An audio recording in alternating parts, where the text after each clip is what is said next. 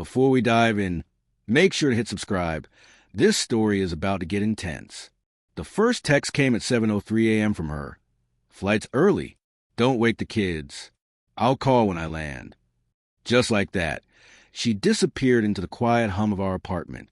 I stare at the message, my thumb hovering over the screen, as if I could read more between the words.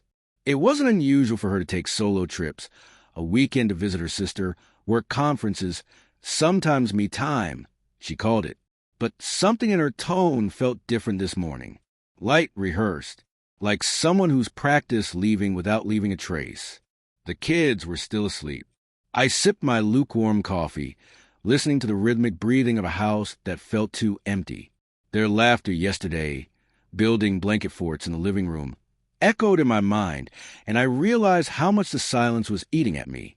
Her suitcase leaned against the hallway wall, half-packed.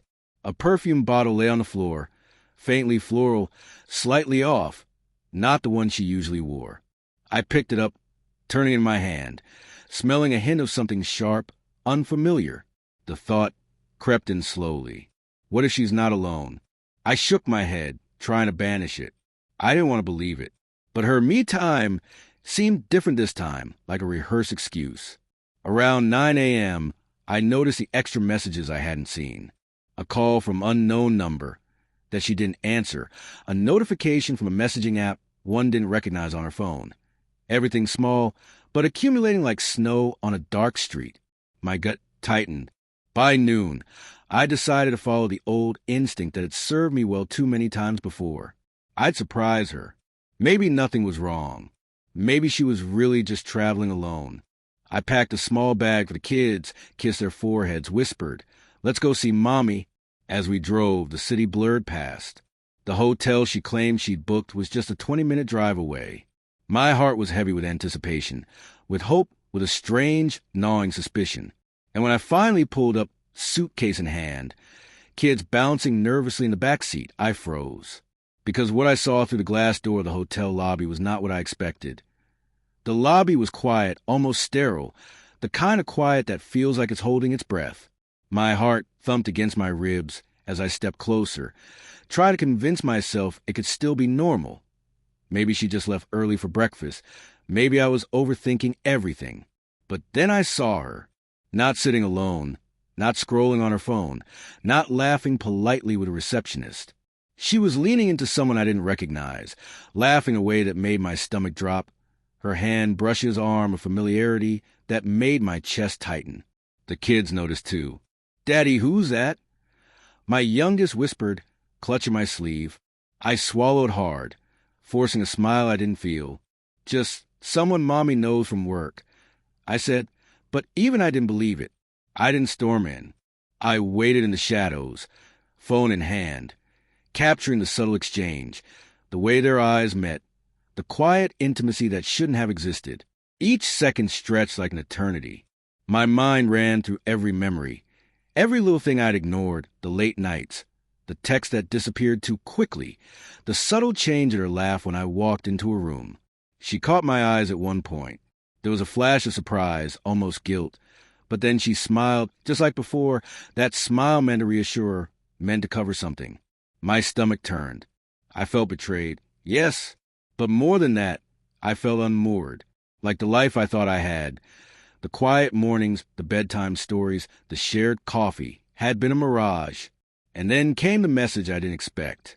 Her phone, left on the counter, lit up with a notification. A text from the same unknown number. "Can't wait to see you tonight. Don't tell him." My hand shook. I glanced at the kids, laughing innocently at a cartoon on the tablet. Their happiness was a blade in my chest. How had this slipped through our lives without me noticing? How could someone I trusted, someone I loved, hide this under the same roof where we all laughed and cried together? I realized I had a choice. Confront her here in public with the kids watching, or step back and plan. Step back and try to understand. But the truth, the unbearable truth, had already landed. She was lying. She was not traveling alone. And whatever had begun, whatever she thought she was keeping hidden, it was bigger than I'd imagined. I took a deep breath, my fingers tightening on the car keys. I had to follow her. I had to know everything. And I knew the next moment could change everything.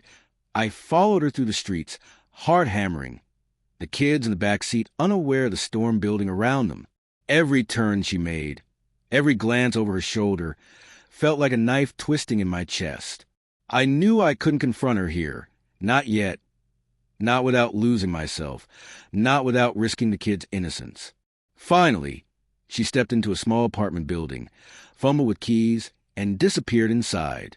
My hands shook as I parked. I waited a moment, listening to my own ragged breathing. Then I gathered courage and knocked. The door opened before I could knock again. She froze.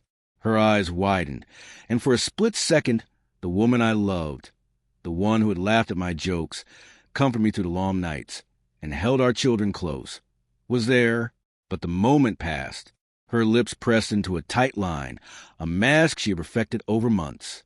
"This isn't what it looks like," she said, almost automatically. But I had seen enough. The man from the lobby was there, awkwardly stepping back. He looked guilty. She tried to explain. "A mistake, a lapse," she said, but the words sounded hollow.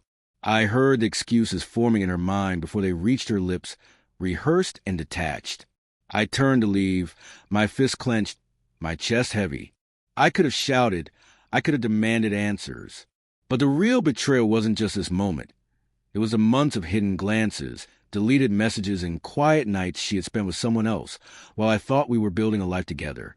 Back in the car, the kids chattered about cartoons. Their innocence was a balm and a curse, reminded me why I had to stay calm. I held them close, tried to imagine a future that made sense, a future that didn't crumble around me. I realized then that love doesn't always end with fireworks or dramatic confrontations. Sometimes it ends in quiet heartbreak. Sometimes it ends in the stillness of a car, watching the person you trusted walk away from the life you built together. As I drove home, I promised myself one thing. The children would be safe, their world intact. And someday, when I could speak without the ache in my chest, I would tell them the truth, carefully, honestly, without coloring the pain with anger. Life doesn't stop for betrayal. It forces you to adapt, to rebuild, and to find strength where you thought none remained. If this story hit you in the gut, leave a comment sharing your thoughts, and make sure to subscribe, because some truths are worth hearing, even when they hurt.